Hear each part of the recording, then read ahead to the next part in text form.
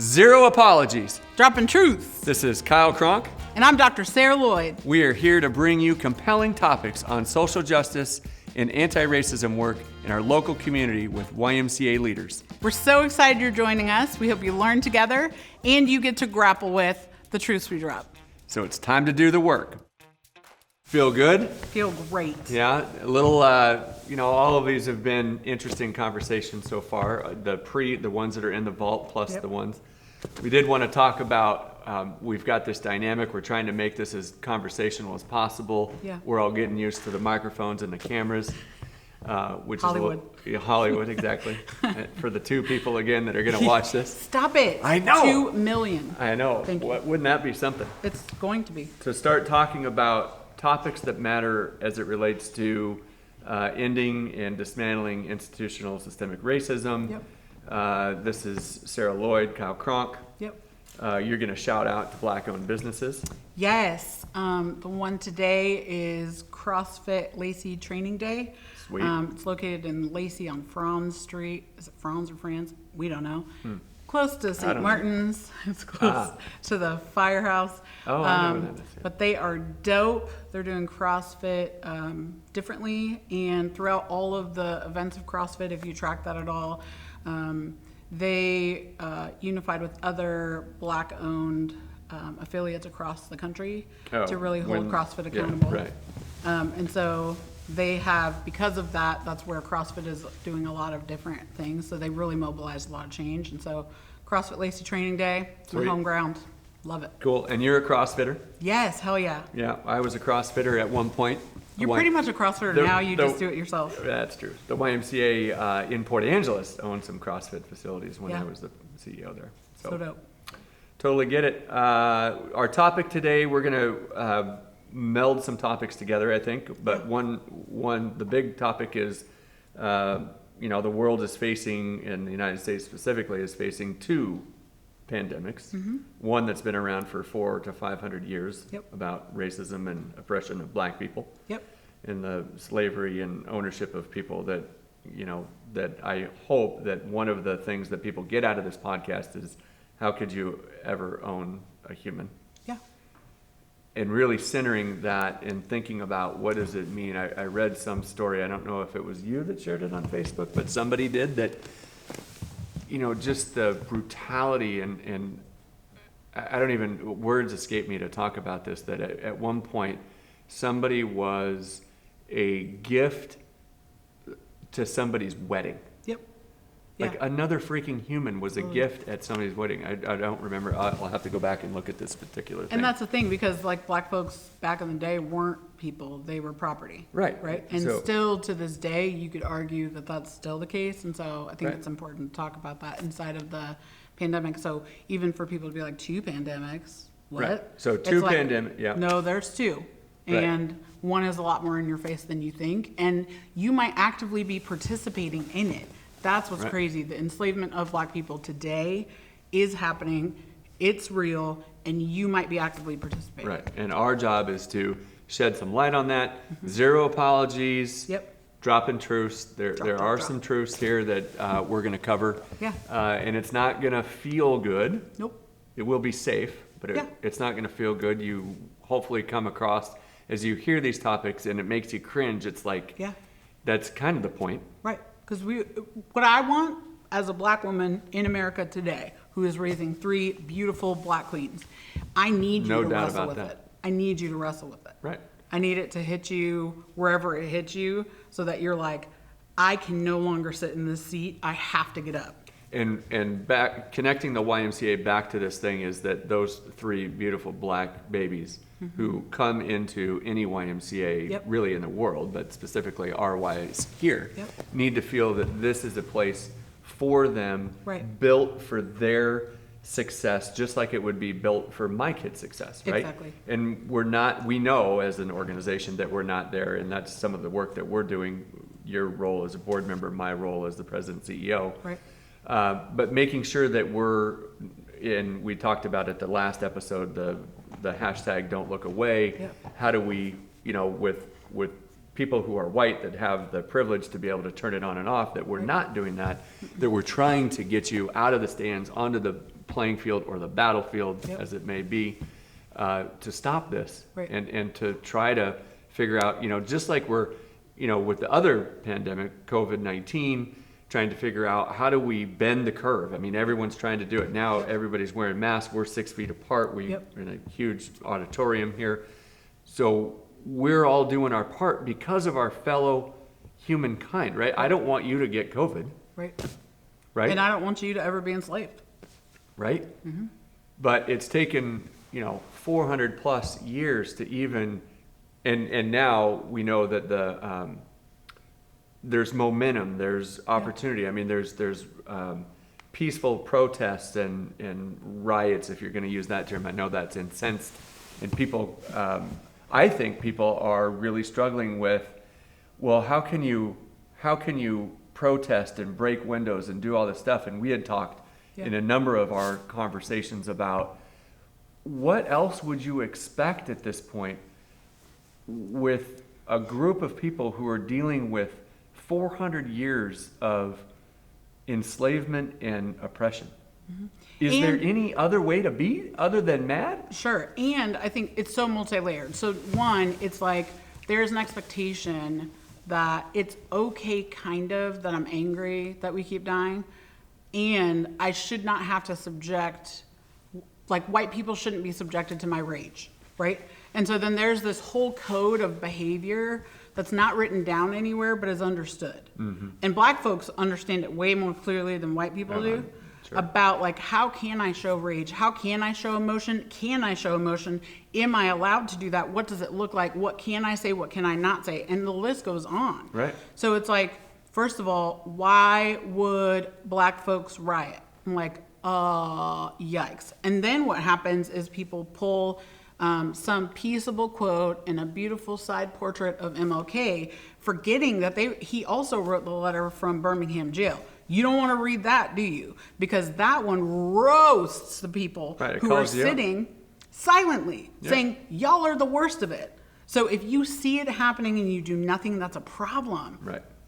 Quote MLK, right? Like, so don't pull in what you want to pull in. And so that's part of it. But there's also this level of, like, what does blackness even mean? What does it mean? In America, it has meant zero. It has meant your property. It means you do whatever I say. Otherwise, we're talking about not just you don't get included in the cool crowd. Right. You can't live. No, you die. Your livelihood. Yeah. Right? And so even if I never get shot, I still can't live if I don't play by the white rules. Right. I can't. And that's today. That's 2020 in Olympia, Washington, in America. And that confronts me in the face every day. So if it's not confronting you in a way that is meaningful for you, there's a problem. And so that's why it's a pandemic, just like COVID. Just like if you don't put that mask on, you're like, it's a flu, it's a thing. Okay, well, once someone in your family dies, then it becomes real for you. Yeah. Why do we have to wait until then? Yeah, and we shouldn't wait till then. Because for me in black community, every black life lost is my family. Right. That's the difference. And so one of the I guess cornerstones of one of the reasons that we're doing this podcast is to elevate the conversation so it matters to everybody. That it isn't just black people caring about black people who are we got being that covered. knelt on, right? You do have that covered. Honestly, so we need more players on the team. So how do we, one way is through, we think that one way is through dialogue and conversation to get the conversation going, but that's not enough. We talked about that at the last episode. So what is it, how are we pulling humanity out of this? You had a great analogy, we're talking about stands versus the battlefield or the playing field. How do we get people to lean into this work and say that, hey, if we're talking about whether it's two pandemics or you're talking about, COVID and you're talking about institutional systemic racism and white supremacy, and we're trying to dismantle that, how are we getting people to care about that? How are we getting the people who are not being oppressed to stop the oppression? Right, and that's the thing, I think, so when people don't understand how the human brain works and how we as people function, then they can separate all of these things. So understanding how the human brain works. The human brain literally connects to things that they care about, and otherwise they don't, because survival can't afford the bandwidth of worrying about every single thing. So for instance, I'm walking down the street and I see someone harmed. If I don't have attachment to that person, my brain can literally filter it out. Where, let's see, it's your best friend, you're gonna be like, oh my God, my best friend is on the street, I gotta fix it. And I'm like, I didn't even see bruh man on the street. Right. So our brains are filtered to do, like it's built to do that so that we can survive. Because we cannot live in crisis mode, and like our central nervous system would fry, okay? So if you lay that back onto Black folks in America, or even COVID, because they're intertwined. Right. We're going to talk about that in a minute, right? Then the problem is, if I can stand here and say, I have no attachment to that, then I don't even see it. It's your friend on the street that I'm like, well, I'm late for a meeting, I gotta go. And you're like, that's my best friend. So the problem is, the Black community on the other side is saying, that is my brother. I've never met George Floyd. You know, I didn't know him personally. That was my brother that died. Right. So as we're seeing this happen, and it happens every day, every minute, every second, and on the flip side of that, so we're dying, and then we cannot get justice either. Right. So this system is back broken. Back to Breonna Taylor, others. Oh, the list is long. Elijah McCain. Yeah, right. Like, then you don't even have to get into Black trans lives, because those are erased. Like, people don't even know the names of Black trans lives that are dying. Right. And every single one of those times, it's a family member. So you think about, like, you know, most companies, most organizations have at least a 3-day bereavement policy where you can take 3 days to get your life, go to the funeral, do whatever. Right. They would go broke if they gave us bereavement and included the Black community, which is my family. Think about that. Yeah, I would be like, y'all, I'm probably not coming back. Right. But just keep logging that bereavement leave. Just put it on my timesheet. Yeah. So that's the problem. So how do we get white folks connected? I don't know, because it's happening every day. Right. So I think that's why we are here doing this particular thing. Yep. But that's why, so the breadth of whether you call it social responsibility, social justice, right. Equity work, anti-racism work, cultural diversity, competency, cultural humility. Yeah, right. Yep. Diversity, inclusion, equity, all of that stuff. While maybe not even well-meaning, maybe well-meaning. Okay. Maybe. Okay. But how can we live in a community? Let's just take our community here instead of making it so global. So our community here, we have one vehicle, and there's many, but the YMCA being one vehicle where we talk about social responsibility. Yeah. And we're open to everyone, and how could you, though, create a strong community when you know that this is happening all over in your community? Mm-hmm. And that's, I think, one of the reasons that the Y is doing the self-examination that it's doing is how can we be a force to continue to help elevate the conversation, make it so that, you know, that the work isn't easy, but you're not turning away, right? Exactly. Back to the hashtag. Right. So if, again, you know, I'm not the expert at this particular topic, but what I am an expert is driving the focus of the conversation to make sure that our organization and people within it and the board is connected to it and looking at how do we continue to drive this message to align and be not just performative allies, but allies to the Black community. Yeah. And understanding, like, first of all, it's like charisma. I can't be like, I'm super charismatic. I mean, I can, but it's weird. Like, people need to tell me I'm charismatic. People need to tell me I'm inspirational. I can't be like, I'm inspiring you right now. Same with allyship. You can't be like, I'm an ally, I've arrived. Because people might be like, actually, you harm me every time you speak. So understanding that part, I think there's this, especially when we're in an environment like the Pacific Northwest, where it's like, man, if we're not the most diverse and welcoming place ever. Colorblind, right? This shit is the most harmful shit. I grew up all across the country. This is one of the most harmful places to be because some of the most dangerous places I've ever been in have a Black Lives Matter sign in the window. Mm-hmm. And so I walk in like, dope, you guys have my back? And they're like, yeah, welcome, take a seat. And then it's like harm, because the accountability isn't there. And so it's like that's why we care. Why should other people care? Why should our 2 million listeners care as they're We've gone up from 2. I like it. I've always been at 2 million. No, I know. To be clear. No, you went from 1 million last episode to 2 million this episode. Yeah, so we're growing. That's good. It's growth and development. Why should they care? Because like if you don't understand that to be in community, you get to care about every single person. Otherwise, you're not in community. You're in a socially elite club. Then we have a problem. So my son the other day, I was talking to him about what I was doing, and he asked me this excellent question, and it was hard to answer because he said, well, so if we dismantle racism, and there's, he wasn't quite this articulate, but he said something to the effect that, hey, if we change the system and all these white people have all these privileges and all the privileges go from the white people to the black people, aren't the white people going to be more mad at the black people? Yeah.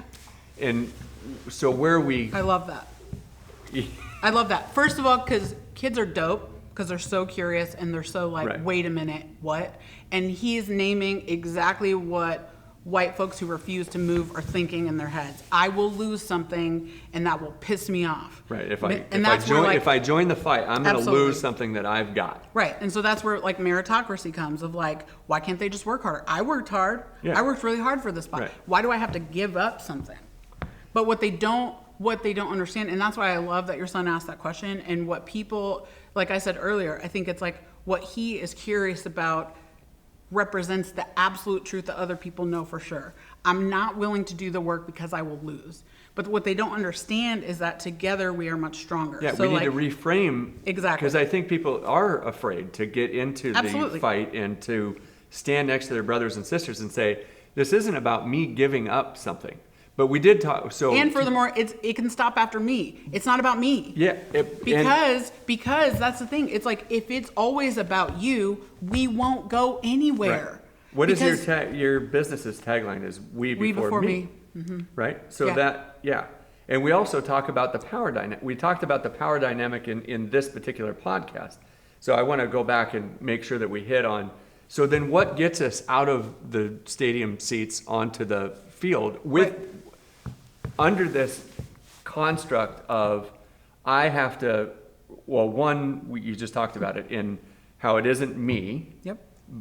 But that's hard for people to do because it's always about me, right? Right. Well, in whiteness, sure. Maybe. That's not you? I have never had the luxury of being an individual. Never.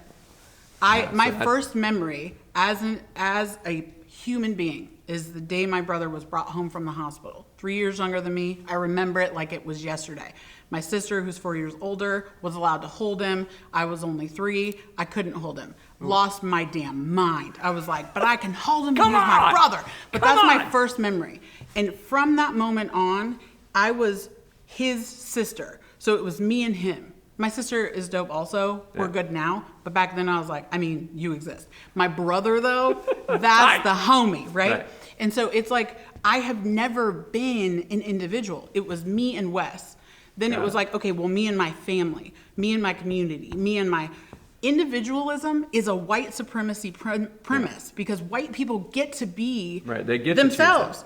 Right. Black people, when we navigate the world, we're either a credit or a detriment to our people. Right. So I show up in space, I'm 5 minutes late, and people are like, fucking black people, man. And I'm like, really? When you show up 5 minutes late, they're like, Kyle needs to get his life together. Why is that? Why? So yet, Obama was elected, and he was a credit to his race. Why? Because he ran a successful political campaign? If that's true, why are we not talking about how white people do not belong in politics because there are so many detriments to the race? Yeah. Get the fuck out of politics then, white folks. If Obama is a credit, then y'all are a detriment. But that's not how whiteness works. So when I show up in space, in Olympia, when I show up in space, not only am I like, okay, am I making good decisions for me as an individual? Am I making good decisions on behalf of my children? Am I making good decisions representing my family, the legacy, the name? I also have every Black person on behalf, like carrying with me. I have to be like, okay, I can't make us look fucking crazy right now. Oh, I have some things to say to you, but on behalf of Black people, I have to hold my shit together. So back to that, so many things going. So thank you for that. That was illuminating. That's what I do. I bring the heat and the light. Right, and that, yeah, and you can sit with it. It's okay. Not comfortable. Right, and I think this is that moment, right? Where it's like, sit in it then. Yeah. Like it's okay to be like, huh. Yeah. Wow. Because white people always have to say something. They always have to have an answer. It's like, what is the solution? Well, it's I don't have the answer to that. Right. But there's a temptation, right? Like I'm watching you do it now. Absolutely. Of being like, okay, I'm so what I will say. in my seat. Right. Literally. What are you talking about? Right. And I got to stay within the little frame of the camera. It's like so not me. So not me. So not me. But it's that. It's like, so then what do we say in response to that? Sometimes it's like, don't say anything. Let my truth hang in the room and have you be like, damn. Just like when your son asked, wait a minute, won't white people be more mad at Black people? Aren't we moving backwards? It's like, yes, unless they start to understand. It's like the parallel that I gave you before of like, okay, so I'm running Soul on Fire. We joked earlier about how like we always make decisions with like everyone loves my decisions because it's an organization of one. Right. Happy. But as an organization, let's say I make $50,000 a year and I'm profitable and I'm like, yes, and I can claim 100% of that. If I get into partnership with you and bring you into Soul on Fire, now I have to share profit. So I can look at it one of two ways. One, that sucks. Or two, because you're down 50%. I'm down. Everything I make, right. Every dollar I make, now I only make 50 cents. I could have been making $1, now I'm making 50 cents. Or I can say, Kyle and Sarah together will have further reach. So what if Kyle and Sarah together make $1 million? I'm only getting 50%. That's fucked up. Because I could have made that $1 million. I would have $1 million. It's like, would you get to $1 million by yourself though? Because you were making 50,000. Right. So it's that. It's like you don't. When you focus only on what I'm losing, you lose everything. When you focus on what you could gain, the sky's the limit. So is it then? It isn't though a matter of is the argument misaligned and misframed then? Absolutely. Because again, it comes down to, there's the major tenets of white supremacy, and there are a lot of different organizations that have shared the incredible work that we can put on our website and stuff like that. But there's like 9 or 10 tenets, but one of them is individualism. And so it's like, how does that impact me though? How does that impact me? And I'm like, okay, we're dying in the streets. I need you to act. But what if I get hurt? I'm sorry, what? Right. We People are being dying. Killed. Yeah, so right. it's like, but what about me? Like, what do I have to lose? Instead of saying, if you understand that you are inherently and so intimately tied to me, then if I'm drowning, you also are drowning. Right. But that tie is not understood because white folks get to walk around and be an individual. Right. So they don't understand. It's like when I go bankrupt, like if all of us went bankrupt, right. You'd be like, damn, should have donated, should have supported, right. should have got that right. contract. Right. And so it's that. It's the reframe. It's not even a reframe. It's a metanoia. A metanoia. Ooh. Boom. What's boom, up boom, with boom, that? boom. Oh my gosh. A metanoia is a perspective shift. And so it's like it's not the difference between like I used to hate peanut butter and now I really like it. It's that moment where you're like, I cannot engage with white people in this work, which is a common one for Black and brown people who are doing this work. I can't. Like white people get out of the way. Hurtful? No, just because like white people don't belong in this work. It's a perspective that many people hold. And then if you have a metanoia about it though, you recognize that white people in our system have so much privilege that you cannot move the needle without white people. You can't. Right. So the civil rights movement worked because MLK right. and other powerful Black leaders were like, we have to have white people with us. Right. Because if I'm sitting here screaming at the top of my lungs on fucking by mute, yourself. on mute. By yourself. and you get to whisper and people are like, Kyle said he's pissed, Right. we need to activate, then I need your ass. Right. And we talked about, there's so many things to talk about. The power dynamic. Yeah. You as a strong black woman CEO of an entity here. Yep. Just so many different things to throw into this, but the focus was the two pandemics. Yeah. And what are we doing to get people off of or out of the stands onto the playing field? So again, we need to redefine what this co-community and what does the new reality, non-racist reality look like? Right. So it feels to me that we need to continue to be in dialogue with everybody. I mean, it can't just be a black thing, a white thing. Right. It needs to be a we thing, back to that concept. So I'm at a loss for words because of how mind-blowing this is as we talk about how are we going to deconstruct and dismantle racism. Right. And I think, so it's like with everything, I think when you have power and privilege, you have to stop accepting the nonsense and the bullshit and the refusal to act. Right. Same with COVID, for instance. Mm-hmm. There are so many people who are like, it's not real, it's not whatever, blah, blah, blah. And so there are like, for instance, in the state of Washington, they criminalized the lack of using a mask, which I have deep feelings about, but we don't have to talk about right now. So if you don't wear a mask, you can be charged, get a ticket, be charged with a crime. Back to the seatbelt deal. Wasn't there a click it or ticket law? Yeah, absolutely. Right? And you People should read the data on how effective that was. So, but then you have the system saying this is a crime. Then you have individuals in law enforcement who are saying, I refuse to hold people accountable to that. Right. I won't do it. Yeah. So why are people inside of a system accepting that? Why are they accepting that? Why does that person still have a job?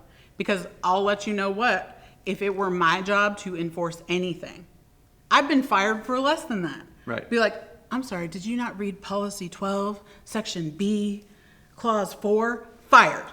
And I'm like, what? But you have white law enforcement officials who can say, I don't agree with that and I'm not doing it. Right. We used to do this thing. This goes back to my YMCA roots. I mean, back to summer camping at the YMCA, we talked about values conflicts. Yeah. And we did this exercise, the values continuum. And then I thought I was super cool and super in. And you probably were. This magical guy with kids. Yes. All white kids, mind you. And we would do this thing where we would go really, non-risky. Yep. Those of you that like the color blue go to this side. Yeah. Those that don't go to the other side, right?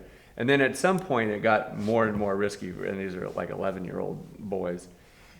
We had said something to the effect that if there is a law that's passed and it is contrary to my values and belief system, I am within my right to break that law. Right. And you had people scattered all over the place. And that seems to me, and I might be way off base here, but that seems to me what you're talking about. Right. Is that people are saying, oh, there's a law, we're talking about we're trying to deal with something that is killing people, all people, but black people more than white people. Yep. Right? So now we come up with these ideas that, hey, this is what's going to make us safest. Right. And then someone decides, well, I don't agree with you, so I'm not going to do it. And two things. Number one, so COVID was held as one of the most dangerous, scary, horrifying things. You remember it was like overnight, everything shut down. Right. Like things were canceled. It was like, I don't care if you have tickets to Diana Ross, like you're not going, right? Immediately overnight. Yeah, schools shut down. Everybody. Everything. Done. Don't go and to it was work. like there is no one on the street. We're not going to build any planes. Right? We're Nothing. done. Nothing. Yep. And then people started figuring out who was actually dying. Right. And it's black people. Black people disproportionately are dying from COVID. There are bodies going into refrigerated trucks because there aren't rooms in graves or in morgues for the black bodies. Or they're just sitting out in vans. Absolutely. So people started figuring out, oh, it's black people dying? Now we walk around, we're in Costco just like cart, and we don't give a fuck. We don't give a fuck because that's the thing. That's how much Black lives don't fucking matter. Right. Because it's like, oh, COVID, that wasn't a crisis, and now it's a flu. Why? Because it's not killing white people. If you found out that COVID was Black immune and it was only killing white people, we would be in a whole different situation. Right. But the second that they did stats and they were like, wait a minute, it's mostly Black people. Some old people, but I mean, our society is also insanely fucked up about how we deal with old people versus like indigenous cultures that were like, it is our job to steward our elders. Right. We're like, oh, and the elders are looked upon as... There's a center to go put them so they're out of sight. Right. So Probably another episode. All of this is to say, like, because we're not invested in what is actually happening, then our solutions aren't built around what's actually necessary. And so we're sitting in a place where we're like, well, COVID, it's not even that serious. I don't even have masks. Right. And law enforcement is like, we're not even doing that because it's a constitutional violation of our rights. But you know what else is in the Constitution? The 13th Amendment. Right. And the 13th Amendment makes it legal to have slaves. No one's talking about that. Right. The 13th Amendment says it is no longer allowed, like you're not allowed to have slaves unless they commit a crime. And the 13th Amendment was added to the Constitution because slavery was ended and white folks were fucking pissed because now to maintain their plantations, it would cost money. Right. And they wouldn't make as much money off the top as they would have before if they have to pay for labor. And so they're like, wait a second, we can't have slaves now? And people were like, nah. And so they're like, wait a minute, let's get creative. What if when people do something wrong, we could like incarcerate them? We put them in jail. That's perfect. And then because now they're criminals, also less than human, we can have them do labor for like cents on the dollar.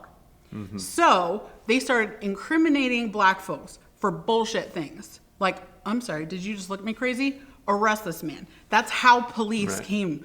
Like, so it's like, if you want to talk about the Constitution, let's talk about the whole Constitution. How it's legal to enslave people and how the prison system exists as modern day slavery. And how you're intersecting with that is there are state entities.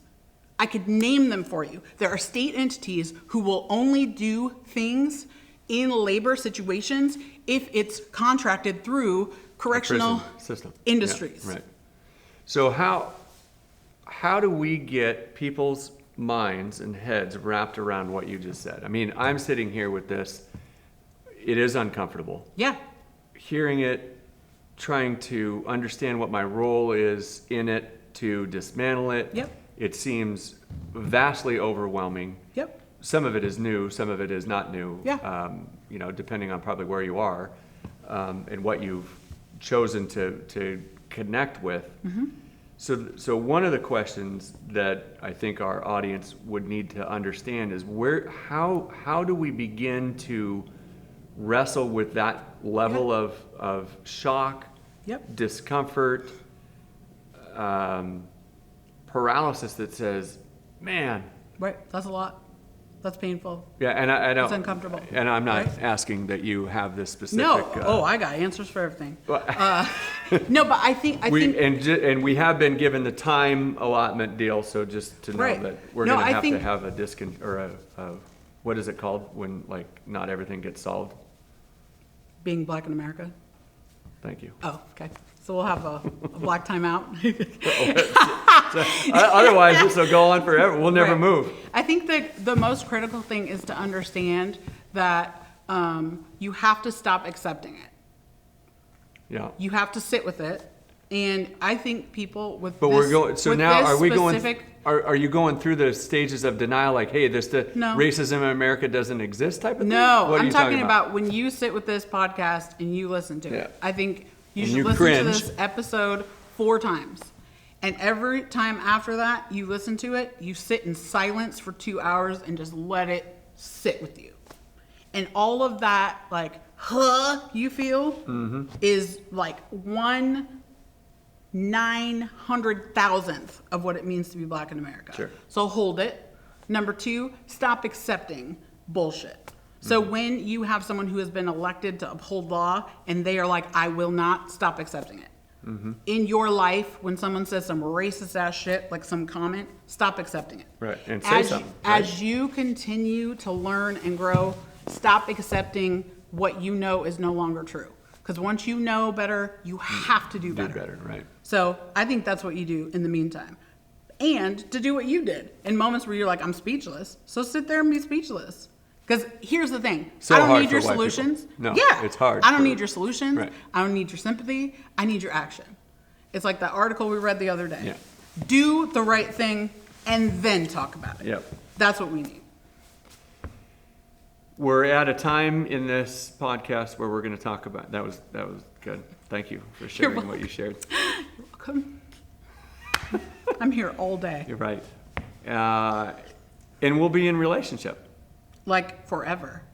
I think we'll be old and gray. I mean, you're gray, but hella Come spry. on, man. Hella spry. You didn't even know how old I was until we didn't. started this I deal. thought we were the same age. Let's talk about, we're going to do a shout out to Yep. black-owned business. But first, We're gonna talk about- well, we did that already. Oh, yeah. But first, I want to talk about how we'd be homeless. Where are we? Yeah, we're at Harlequin Woo! Theater. Downtown Olympia? Yes, love it. We'd Feel be good? homeless without it.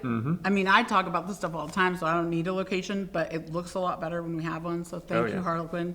Also, Cabin Light Studios. Yes, they're dope. They're so dope. And also, brown owned, brown operated. They're holding it down. So I'm Right. all about mobilizing brown people and allowing them to have generational wealth. So Right. And lifting up everybody. absolutely. So, until next time, like I said, listen to this 3-4 times, Yeah. sit with it, let it wrestle, and then we'll see you next time. And you do the mic drop. Drop the mic. Mic dropped. Peace out. Bye.